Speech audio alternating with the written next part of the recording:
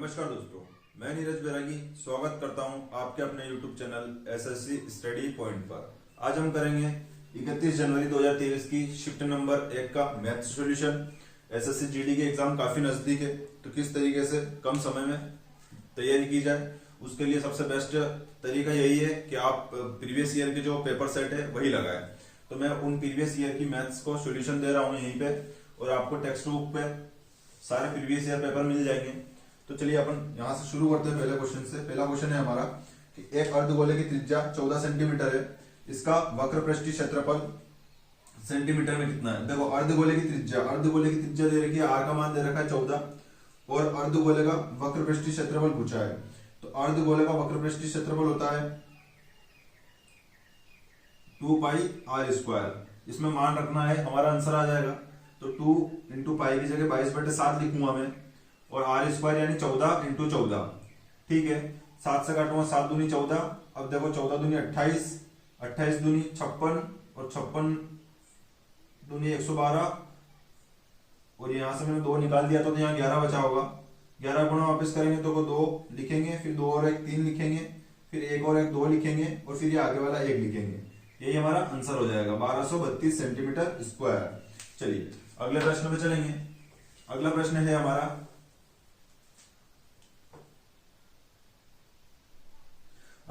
हमारा एक नाव स्थिर जल में 15.5 किलोमीटर की गति से चल सकती है।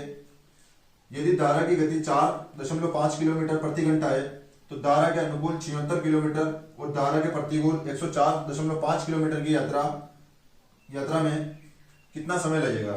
तो देखो सबसे पहले नाव की चाल यानी क्या हो गई 15.5 किलोमीटर प्रति घंटा, और धारा की चाल जो कि बी होती है, बी क्या दे रखा है 4.5 किलोमीटर प्रति घंटा। अब देखो यदि धारा की दिशा में अनुकूल जाएगा, अगर अनुकूल जाएगा तो ए प्लस बी होगा, क्योंकि एक व्यक्ति की नाव ऐसे जा रही है और धारा भी ऐसे ही जा रही है, तो धारा पीछे से धक्का मारेगी तो चाल जुड़ेगी।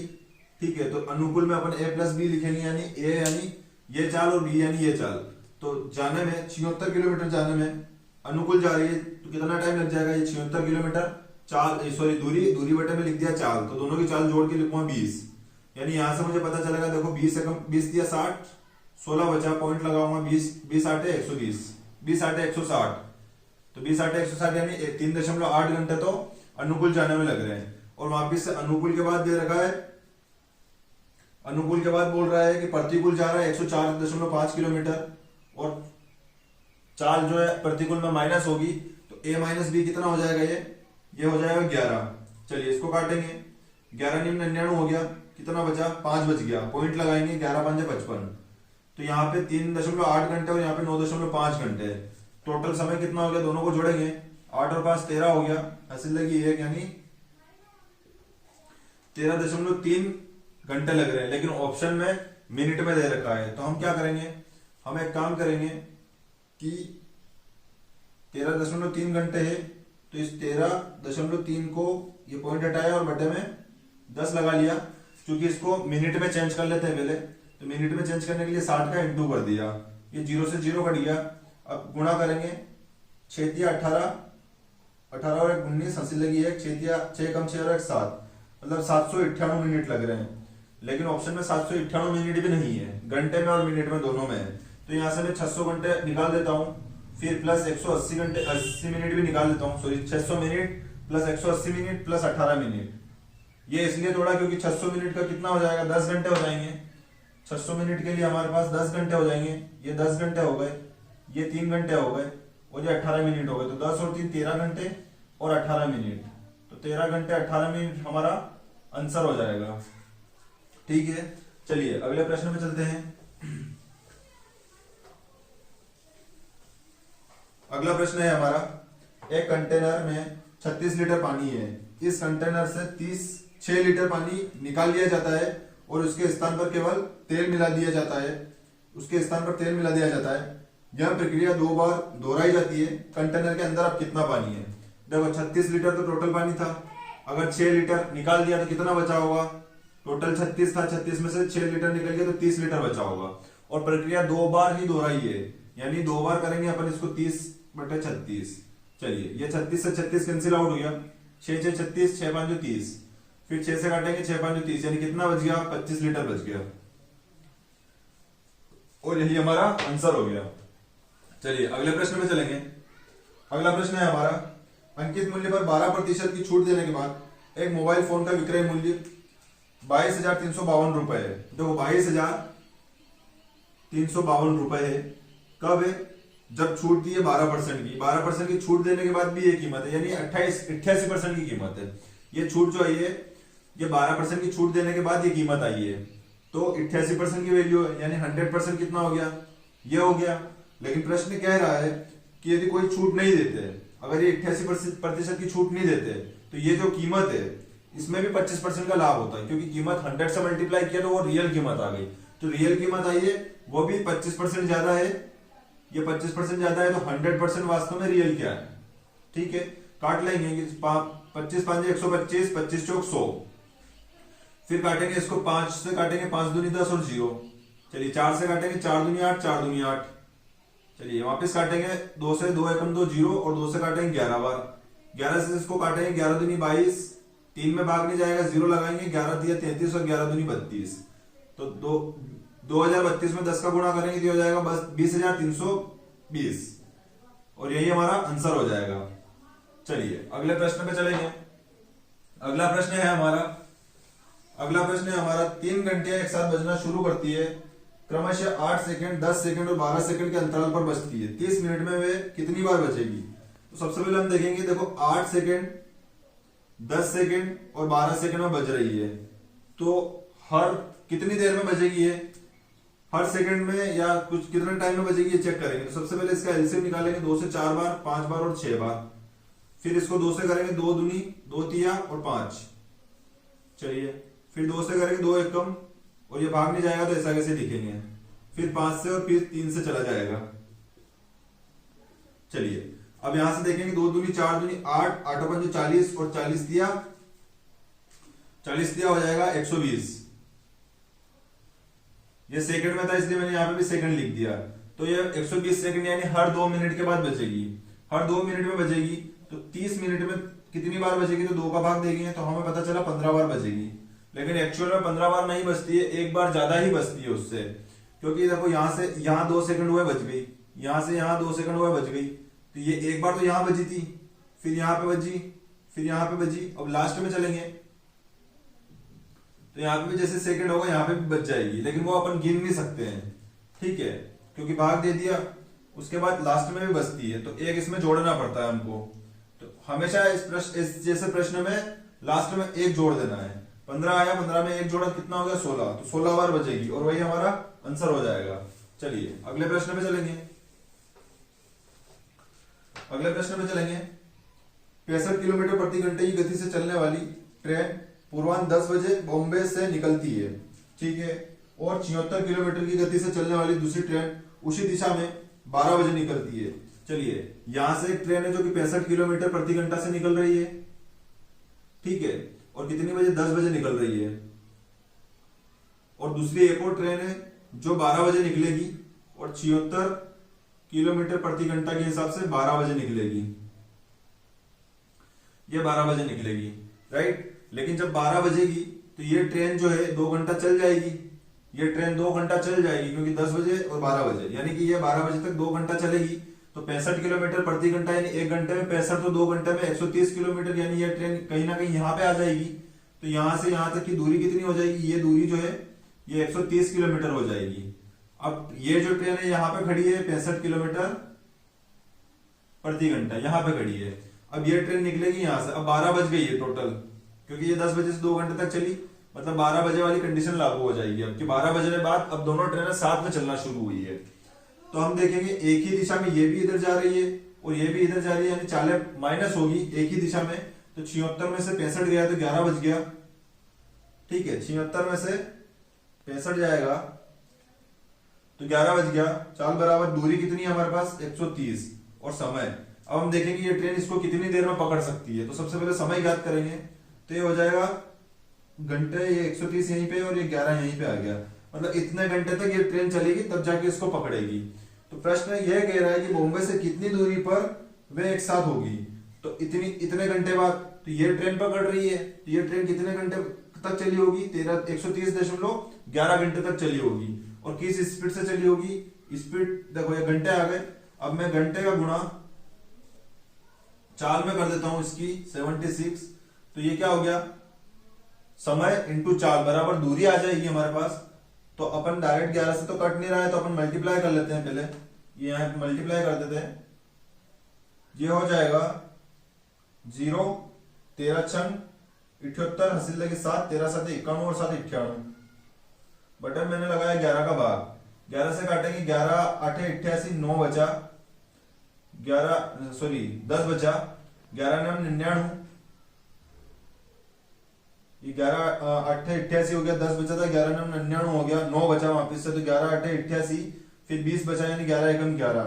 तो कहीं ना कहीं आंसर 898 पॉइंट ये आ जाएगा। ऑप्शन नंबर तीसरा सही हो जाएगा। 898.1 किलोमीटर। ठीक है, 898.18 किलोमीटर हमारा आंसर हो जाएगा। चलिए अगले प्रश्न में चलेंगे। अगला प्रश्न है हमारा, दो संख्याओं में से पहली संख्या का 28% दूसरी संख्या के 64% के बराबर है। देखिए ये होगी पहली संख्या, इसका 28%, इसका 28% जो है वो बराबर है दूसरी संख्या के 64% से। दूसरी संख्या के 64% के बराबर है। चलिए अब देखो, ये परसेंट से तो परसेंट कैंसिल हो जाएगा, क्योंकि बट्टे में 100 से 100 कैंसिल हो जाएगा। इसको काटेंगे 4 7 28 और 4 से काटेंगे 4 कम 4 4 से 24। ठीक है, अब हम देखेंगे सबसे पहले पहली संख्या और दूसरी संख्या क्या है। तो पहली संख्या और ये आएगी बट्टे में दूसरी संख्या, ये बराबर, ये 16 ऐसा कैसे ऊपर रहेगा और ये 7 इस बराबर से नीचे, बराबर से इधर आके नीचे आ जाएगा। तो पहली संख्या से दूसरी संख्या का अनुपात कितना हो जाएगा? 16:7, और यही हमारा आंसर हो जाएगा। चलिए अगले प्रश्न पे चलेंगे। अगला प्रश्न है हमारा, यदि दो संख्याओं का योग 15 है और उनका महत्तम समापवर्तक और लघुत्तम समापवर्तक क्रमशः 3 और 18 है, तो दोनों संख्याओं के व्युत्क्रमों का योग कितना है? देखो मैंने मान लिया संख्या एक तो a है और एक b है, तो इसका व्युत्क्रम क्या होगा? 1/a प्लस 1/b, क्योंकि पूछा है कि दोनों के व्युत्क्रमों का योग। तो इसका व्युत्क्रम ये हो गया, इसका ये हो गया और योग कर दिया। तो ये b इधर आएगा, ये a इधर आएगा, तो a प्लस b तो ये ऊपर हो गया और बटे में हो जाएगा a इंटू बी। तो हमको ये ज्ञात करना है। चलिए अब अपन को प्रश्न में क्या दे रखा है कि संख्याओं का योग, यानी a प्लस b का मान तो अपन को दे रखा है 15, यहां पे रखने के लिए अपन को 15 मिल चुका है, लेकिन a इंटू बी। तो हम देखते हैं कि पहली संख्या, चलो S1 S2 लिख देता हूं मैं। संख्या पहली संख्या इंटू दूसरी संख्या बराबर होता है LCM into HCF। LCM into HCF होता है। ठीक है, तो अब क्या होता है, ये पहली संख्या और दूसरी संख्या का गुणा जो है, मान लो पहली संख्या दूसरी संख्या a इंटू बी हो गया, तो ये अपन को ज्ञात करना है। तो LCM का गुणा HCF में करना पड़ेगा। तो हमको LCM और HCF दोनों दे रखे हैं। HCF दे रखा है हमको 3 और LCM दे रखा है हमको 18। ठीक है, तो a प्लस बी की जगह मैंने 15 रख दिया और a इंटू बी, यानी इन दोनों का गुणा करूंगा तो मुझे a इंटू बी मिल जाएगा। तो ये हो जाएगा 18। चलिए 3 इंटू 18 लिख लेते हैं, क्योंकि 3 से आराम से कट जाएगा। ठीक है, LCM 18 दे रखा है, ये हो जाएगा 3 और 5 15, और अब आगे कट नहीं रहा है और ऑप्शन में भी 5/18 दे रखा है, तो यही हमारा आंसर हो जाएगा। चलिए अगले प्रश्न पे चलेंगे। अगला प्रश्न है हमारा, सोहन भविष्य के लिए 6,250 रुपए का निवेश करता है और 5 वर्ष बाद 15,552 रुपए प्राप्त होते हैं। यदि ब्याज वार्षिक रूप से संयोजित होता है तो ब्याज दर कितनी है? देखिए प्रश्न जो है, ये मूलधन दे रखा है अपन को 6,250 और हमारा मिश्रधन दे रखा है उसने 15,552। चूंकि जब हम रेशियो निकालेंगे तो ये 5 अपन को ऐसे घात 5 बनानी पड़ेगी, तो इतनी थिंकिंग तो नहीं लगेगी कि कैसे 5 बनेगा, क्योंकि 5 की घात यहाँ पे 4 हो सकता है। 5 को 25, 5 125, 5 625, यानी ये 5 की घात 4 हो सकती है, लेकिन 5 कैसे करें? ठीक है, तो उसके लिए अपन इसको काटेंगे, कट भी नहीं रहा है, सिर्फ 2 से कटेगा, उसके बाद भी कोई रेशियो नहीं बनेगा। तो अपन थोड़ा सा अप्रोक्सीमेटली देख सकते हैं, ऑप्शन से करेंगे इसको। सबसे पहले बड़ा ऑप्शन उठा लेते हैं। बड़ा ऑप्शन उठाएंगे तो ये 6250 है, इसका 20% निकालेंगे तो ये हो जाएगा 1250। मतलब एक साल में 1250 का ब्याज आ रहा है, तो 5 साल में कितना आ जाएगा, 12 पंजे 60। ये 12 पंजे 60 हो जाएगा, मतलब 6000 तो ये हो जाएगा प्लस 250 ये हो जाएगा।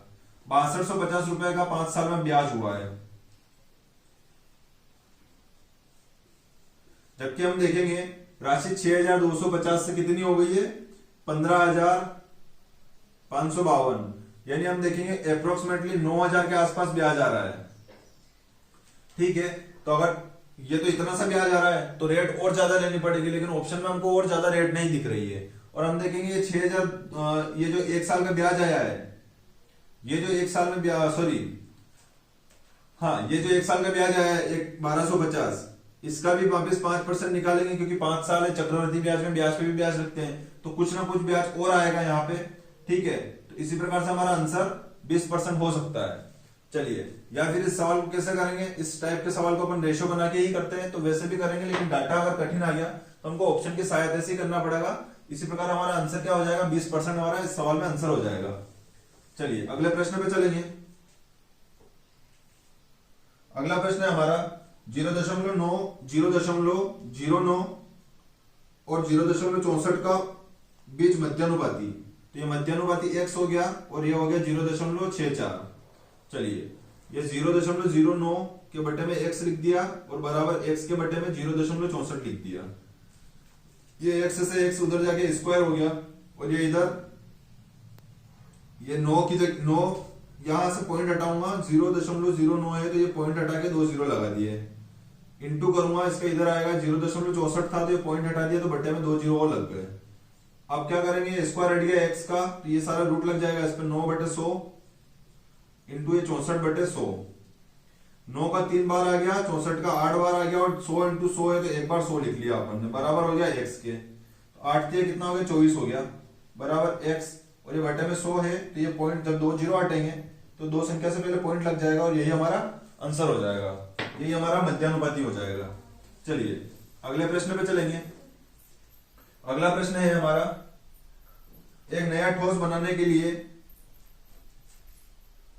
4096 सेंटीमीटर क्यूब आयतन वाले घनों को सिरों से जोड़ा जाता है। निर्मित नए ठोस का पृष्ठीय क्षेत्रफल कितना है। देखिए, सबसे पहले तो घन का आयतन होता है a क्यूब, जिसका मान दे रखा है अपन को 4096। ठीक है, तो ये काय का क्यूब होता है 16 का, यानी a का मान कितना आ गया अपने पास, 16 आ गया। चलिए, अब प्रश्न कह रहा है कि निर्मित नए ठोस का पृष्ठीय क्षेत्रफल। तो देखो, तीन घनों के सिरों को जोड़ रहा है, मतलब 3 घनों का क्षेत्रफल पूछ रहा है। यानी क्या होता है पृष्ठीय क्षेत्रफल घन का, 6 इंटू ए स्क्वायर होता है, और 3 है तो 3 से गुणा कर दिया। लेकिन क्या होता है कि जब ये जोड़ता है तो कैसे जुड़ेगा घन, अपन देखते हैं। ये घन है, इसको जब वो जोड़ेगा वापिस से ऐसे, ठीक है, ये ऐसे जुड़ेगा, ये ऐसे जब जुड़ता है, ठीक है, तो क्या होता है, चलिए ऐसे नहीं बनाता हूं मैं, तुमको थोड़ा सरल तरीके से बताता हूं। जैसे ये 3 घन है मान लो, एक्चुअली में घन, ये जो घन होता है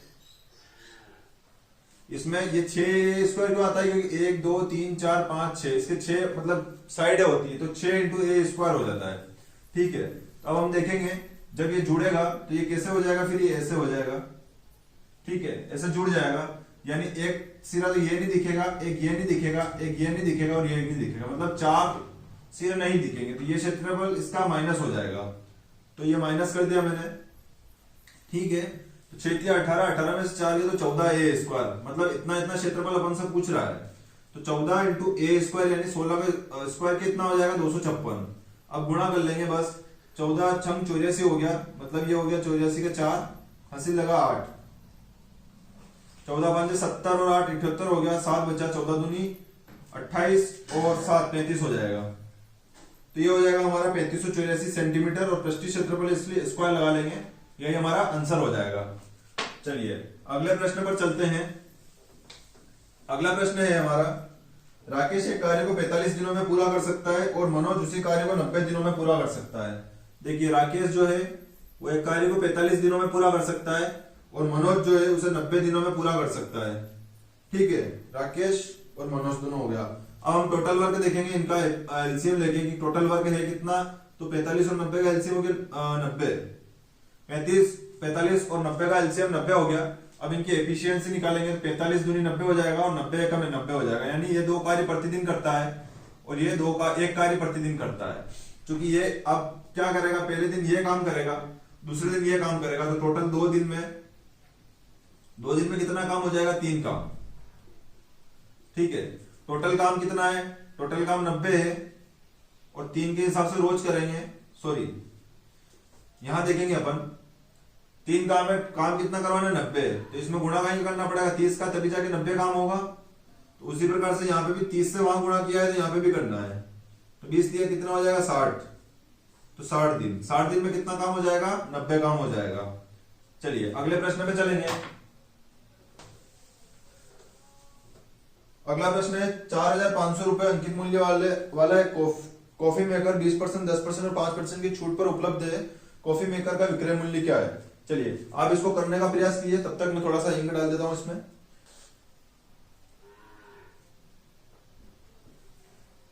चलिए कीजिए प्रश्न को।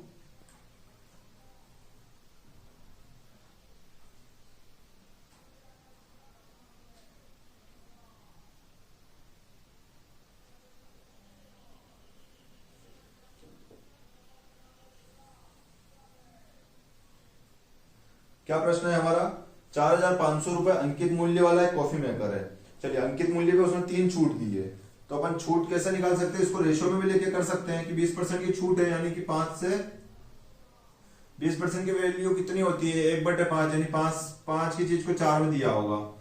फिर प्रश्न 10% की छूट यानी 10 की 9 में मिल गई होगी। फिर दी है उसने 5% की छूट यानी 20 की चीज 19 में मिल गई होगी। चलिए इसको काटेंगे, 2 बार गया है 2 से और 5 बार गया ये। चलिए अब कुछ नहीं कट रहा है, तो अपन देखेंगे 5 5 25 दूनी 50, यानी ये कितना हो जाएगा 500, और ये कितना हो जाएगा 9 दूनी 18, 18 नहीं 162, अस्सी लगी 16, 18 को 18 और 16 34, यानी 342। 500 की चीज 342 हो गई। अब प्रश्न में 500 की कीमत क्या दे रखी है, हम देखेंगे 500 की कीमत है 4500, तो ये कितना गुना होगा, 9 गुना है।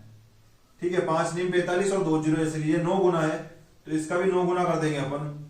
ठीक है, इसका 9 गुना करेंगे, 9 दूनी कितना हो गया 18 हो गया, इसलिए 1 9 चौक 36 और 1 37 और 3 बचा 9 27 और 3 30, तो 3,078 रुपए हमारा आंसर हो जाएगा। ठीक है, यही हमारा आंसर हो जाएगा। चलिए इसमें अगर दूसरी तरीके से करना है तो कैसे करेंगे, ये वही तरीका अपना 4,500 इंटू 20% की छूट है यानी 80 में बेचा होगा, फिर 10% यानी 90 और फिर 5% यानी 95/100। इस टाइप से भी हो जाएगा ये, लेकिन रेशियो अगर परसेंटेज अगर सरल दे रखा हो तो रेशियो लेके कर लो, काफी आसानी से जल्दी हो जाएगा प्रश्न। चलिए अगले प्रश्न पे चलेंगे। अगला प्रश्न है हमारा, राजू एक कार्य को 10 घंटे में पूरा कर सकता है। देखो राजू जो है एक कार्य को 10 घंटे में पूरा कर सकता है और राम इसे, चलिए आर है दोनों, तो नाम लिख देते हैं राजू, और राम इसे 15 घंटे में पूरा कर सकता है। ठीक है, वे दोनों एक साथ ही कार्य करें तो संपूर्ण कार्य कितने समय में पूरा कर लेंगे? तो देखो टोटल काम कितना हो गया, 30 हो गया, दोनों का एलसीएम। अब इन दोनों की एफिशिएंसी निकालेंगे, 10 दिया 30 और 15 दूनी 30, यानी ये इनकी एफिशिएंसी आ गई 3 कार्य प्रतिदिन और 2 कार्य प्रतिदिन। चलिए अब हम देखेंगे दोनों को कार्य करवाना है, तो ये एक दिन में कितना काम करेंगे, दोनों मिलकर 2 और 3 5 कार्य रोज करेंगे।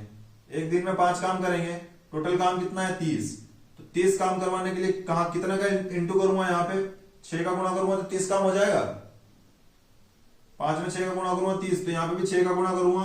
ठीक है, यहाँ किया तो यहाँ पे भी करना पड़ेगा। चलिए ये तरीका तो सबसे बेस्ट है, लेकिन बहुत सारे नए स्टूडेंट उनको समझ में नहीं आएगा, तो अपन क्या करेंगे, 30 काम टोटल है, उसके बटे में दोनों की एफिशिएंसी को रख दो, 5 से काटेंगे 5 6 30, तो ये हमारा आंसर हो जाएगा। 6 घंटे में दोनों काम को निपटा देंगे। चलिए अगला प्रश्न पे चलेंगे। अगला प्रश्न है अपना, 80,000 रुपए के बिल पर लागू 15% की छूट तथा 10% और 5% की क्रमिक छूट के बीच अंतर। देखो एक छूट तो मिल रही है 15% की और एक छूट मिल रही है 10 की ये तो 15% की छूट हो गई, और ये हो गई 10% और 5%, ये दो छूट हो गई। ठीक है, तो या तो अपन 80,000 का पहले 15% निकाले फिर ये निकाले, ऐसा नहीं करना है। सबसे पहले परसेंट में अंतर देख लेंगे, तो 10% और 5%, तो इन दोनों में क्या करेंगे अपन, वो सक्सेसिव सूत्र लगा लेंगे a प्लस बी वाला। तो यहां देखेंगे -10 -5 माइनस माइनस प्लस 10 इंटू 5/100 हो जाएगा। ठीक है, इसको थोड़ा सा इधर लिख देता हूं मैं, क्योंकि उधर सवाल थोड़ा सा बड़ा रहेगा। 15% की छूट और इधर दे रखा है 10% और ये 5% की दो छूट है, तो माइनस माइनस प्लस 10 इंटू 5/100। 0 से 0 कट गया और 10 से तो संख्या से पहले पॉइंट लग जाएगा, तो ये कितना हो गया, माइनस का 15 और ये हो जाएगा प्लस 0.5, यानी यहां कितनी छूट मिल रही है, 14.5 की। 14.5 की छूट मिल रही है और यहाँ पे 15% की एक छूट मिल रही है, तो दोनों में अंतर कितना है, सिर्फ 0.5 का अंतर है दोनों में। ठीक है, 0.5 का अंतर है, तो 80,000 का 0.4 निकाल लेंगे अपन, बस सॉरी 0.5 का मान निकाल लेंगे। ये पॉइंट हटाया, बटे में 0 लगेगा और 3 0 से 3 0 कट जाएगा, तो ये 80 बचा और यहाँ ये 5 बचा, तो 80 पंजे 400 रुपए हो गया और ये हमारा आंसर हो जाएगा। ठीक है, चलिए अगले प्रश्न पे चलेंगे। क्योंकि देखो 80,000 का पहले 15% निकालोगे, फिर 80,000 का ये इधर 90 करोगे, फिर उधर 95 करोगे, फिर दोनों का अंतर निकाल के देखोगे, ऐसा नहीं करना है। ये तरीका सही है, इसमें कम समय में सवाल हो जाएगा और लैंग्वेज बेस्ड भी नहीं है कि अपन थोड़ा सा परेशान होकर कहीं सवाल गलत नहीं कर दे, ऐसा कुछ भी नहीं है। आप इसी तरीके से करना, समय कम लगेगा तो सवाल जल्दी होगा, तो कम से कम एग्जाम में और नए नए प्रश्नों को देखने का भी ये रहेगा कि हाँ चलो ठीक है, अपन जो है किस प्रश्न में कौन सा तरीका लगाना है यही सीखेंगे अभी। ठीक है, तो एग्जाम में हमको इस चीज की हेल्प मिलेगी। चलिए अगले प्रश्न पे चलेंगे। एक गांव में एक वर्ष में जनसंख्या 12,500 से बढ़कर 15,000 हो जाती है। एक वर्ष में जनसंख्या में कितने प्रतिशत की वृद्धि हुई है? तो 12,500 से बढ़कर 15,000 हो गई। रेशियो ले लेंगे 2 0 कटेंगे, 2 0 से 2 0 काट दिए मैंने ये। चलिए अब इसको काटेंगे 25 छंग 150 और 25 पंजे 125, यानी 5 से 6 हो गई, यानी एक बढ़ गई। किस पे बड़ी होगी? 5 से बड़ी होगी इंटू 100।